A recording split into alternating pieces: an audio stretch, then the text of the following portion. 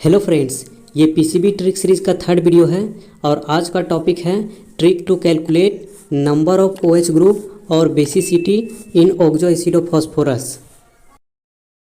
ये 6 different oxo acid of phosphorus है जिसमें हम प्रत्येक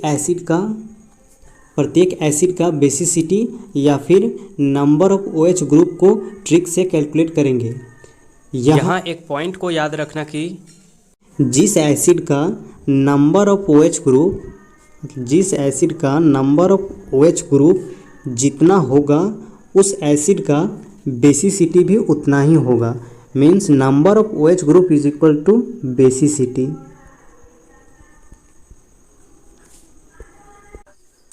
फॉर एग्जाम्पल H3PO3 में 2 OH ग्रुप है, इसलिए H3PO3 का बेसिसिटी भी 2 होगा। अब हमने प्रत्येक एसिड का बेसिसिटी या नंबर ऑफ OH ग्रुप को कैलकुलेट करने के लिए सिंपली ये 6 डिफरेंट ऑक्सो एसिड को 2 पार्ट में डिवाइड कर दिया है। एक पार्ट में वे सभी एसिड को रखे हैं जिसमें सिंगल फास्फोरस एटम है और सेकेंड पार्ट में वे सभी एसिड को रखे हैं जिसमें डबल फास्फोरस एटम है। सिंगल फास्फोरस एटम वाले ऑक्सो एसिड में नंबर ऑफ OH ग्रुप या फिर बेसिसिटी को कैलकुलेट करने का सिंपल ट्रिक ये है कि उस एसिड में जितना भी ऑक्सीजन एटम होगा उसमें हम -1 कर देंगे। -1 करने के बाद जो भी वैल्यू आएगा उस एसिड का बेसिसिटी या फिर नंबर ऑफ OH ग्रुप उतना ही होगा। अगेन डबल फास्फोरस एटम वाले ऑक्सो एसिड को 2 पार्ट में हमने डिवाइड कर दिया है। एक पार्ट में जिसमें even number of oxygen atom हो, सेकेंड पार्ट जिसमें odd number of oxygen atom हो। इवन नंबर ऑफ एटम वाले ऑक्सो एसिड में नंबर ऑफ OH ग्रुप या फिर बेसिसिटी को कैलकुलेट करने का सिंपल ट्रिक ये है कि जितना भी ऑक्सीजन एटम होगा उस एसिड में जितना भी ऑक्सीजन एटम होगा उसमें हम -2 कर देंगे। ये -2 करने के बाद जो भी वैल्यू आएगा उस एसिड का बेसिसिटी या फिर नंबर ऑफ OH ग्रुप उतना ही होगा।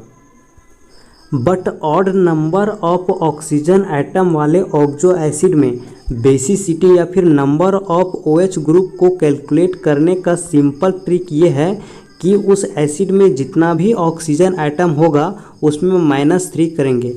-3 करेंगे तो जो भी वैल्यू आएगा उस एसिड का उतना ही बेसिसिटी या फिर नंबर ऑफ OH ग्रुप उतना ही होगा।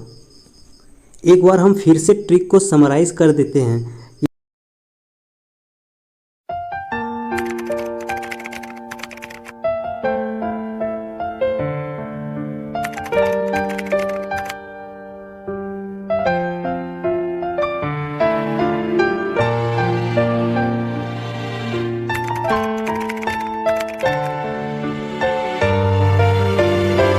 अब हम कुछ एग्जाम्पल से समझ लेते हैं। जैसे कि H3PO3 में अगर हमसे पूछा जाए कि इस एसिड में OH ग्रुप कितना है या फिर इस एसिड का बेसिसिटी कितना है, तो हम सिंपली ट्रिक अप्लाई करेंगे। इस एसिड में सिंगल फास्फोरस एटम है, तो जिसमें सिंगल फास्फोरस एटम रहता है तो उसमें हम नंबर ऑफ OH ग्रुप या फिर बेसिसिटी को कैसे कैलकुलेट करते हैं, जितना भी ऑक्सीजन एटम रहता है उसमें -1 कर देते हैं। तो इसमें -3 -1 करने के बाद कितना आएगा 2। तो H3PO3 का बेसिसिटी कितना होगा 2, या फिर इसमें वो नंबर ऑफ OH ग्रुप कितना है तो 2 है। नेक्स्ट चलते हैं H4P2O6 में। H4P2O6 में डबल फास्फोरस एटम है plus even number of oxygen atom है। तो इसमें हम नंबर ऑफ OH ग्रुप या फिर बेसिसिटी को कैसे कैलकुलेट करते हैं, तो इसमें जितना भी ऑक्सीजन एटम होगा कितना है 6 है, तो 6 में हम -2 करेंगे। -2 करने के बाद कितना आया 4, तो इसमें नंबर ऑफ OH ग्रुप कितना है 4, या फिर इस एसिड का बेसिसिटी कितना होगा 4 होगा। अब हम नेक्स्ट चलते हैं H4P2O5 में। इसमें डबल फास्फोरस एटम है plus odd number of oxygen atom है, तो इसमें बेसिसिटी कैसे कैलकुलेट करेंगे, तो इसमें बेसिसिटी कैलकुलेट करने का सिंपल ट्रिक ये था कि जितना भी ऑक्सीजन एटम रहता है उसमें -3 करते हैं, इसलिए 5 -3 2। तो इस एसिड में नंबर ऑफ OH ग्रुप कितना है? 2 है, या फिर इस एसिड का बेसिसिटी 2 है। ये NCERT का इंटेक्स्ट क्वेश्चन है और इसमें हमें फाइंड करना है basicity. Basicity means number of OH group, number of OH group, OH group को फाइंड करना है। चलिए इसको हम ट्रिक से सॉल्व करते हैं। तो H3PO4 का बेसिसिटी क्या होगा? तो हमने ट्रिक बताया था कि जिसमें सिंगल फॉस्फोरस एटम रहता है उसमें बेसिसिटी को कैसे कैलकुलेट करते हैं, या फिर नंबर ऑफ OH ग्रुप को कैसे कैलकुलेट करते हैं। तो नंबर ऑफ OH ग्रुप कितना हो जाएगा? जितना ऑक्सीजन एटम होगा, तो इसमें ऑक्सीजन एटम कितना है? 4 है। उसमें 1 सब्सट्रैक्ट कर देंगे। 1 सब्सट्रैक्ट करने के बाद कितना आया? इसलिए H3PO4 का बेसिसिटी कितना हो जाएगा? बेसिसिटी या फिर OH ग्रुप कितना हो जाएगा? इसमें टोटल 3 हो जाएगा। अब हम नेक्स्ट एग्जांपल की ओर चलते हैं।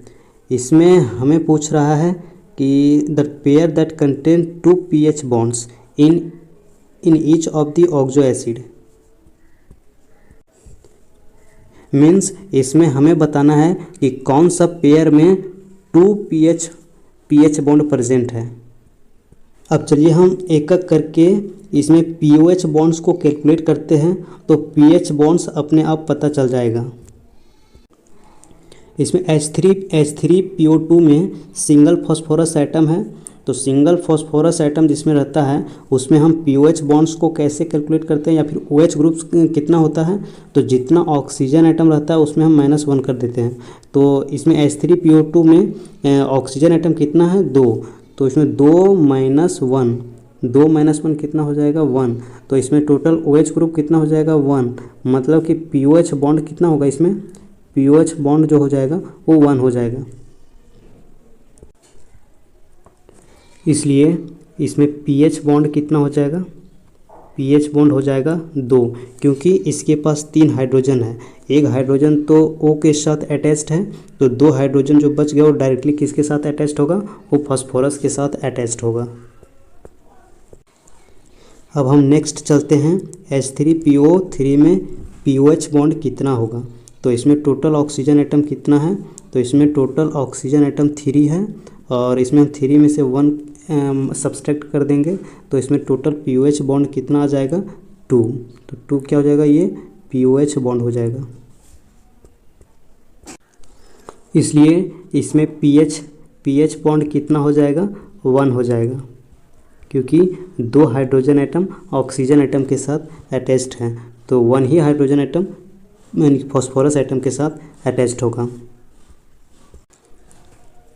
अब हम नेक्स्ट चलते हैं H4P2O5 के केस में। तो H4P2O5 में 2 फॉस्फोरस एटम है और यहाँ पे odd number of oxygen atom है, तो इसमें total number of OH group कितना हो जाएगा, या फिर pOH बॉन्ड कितना हो जाएगा? जितना यानी कि टोटल ऑक्सीजन में से हम क्या करेंगे? इसमें ऑड ऑक्सीजन नंबर है, तो इसमें हम 3 सब्सट्रैक्ट करेंगे। 3 सब्सट्रैक्ट करने के बाद कितना आ जाएगा? इसमें टोटल ऑक्सीजन एटम कितना है? 5 है, तो 5 - 3 कितना हो जाएगा? 2। तो इसमें pOH बॉन्ड्स कितना आ जाएगा? 2 pOH बॉन्ड आ जाएगा।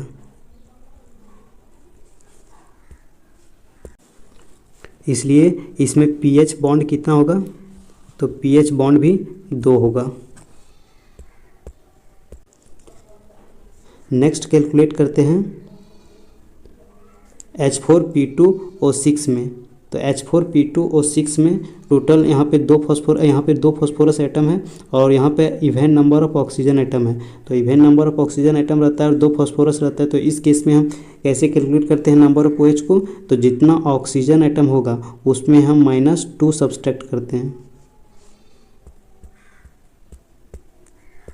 इसलिए इसमें 6 ऑक्सीजन एटम है, 6 ऑक्सीजन एटम है, इसमें हम -2 सब्सट्रैक्ट करेंगे तो कितना आ जाएगा?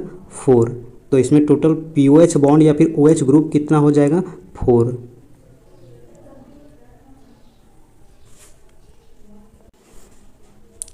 इसलिए इसमें pH पीएच बॉन्ड कितना होगा 0, क्योंकि सभी जितना भी हाइड्रोजन है सब ऑक्सीजन के एटम के साथ अटैच्ड है, तो इसमें 0 पीएच बॉन्ड होगा।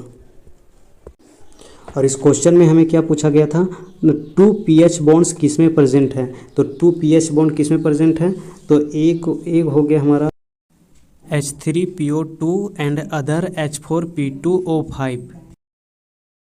ऑप्शन कौन सा हो जाएगा, H3PO2 और H4P2O5 में, तो ये ऑप्शन नंबर डी हो जाएगा, H3PO2 H4P2O5 में।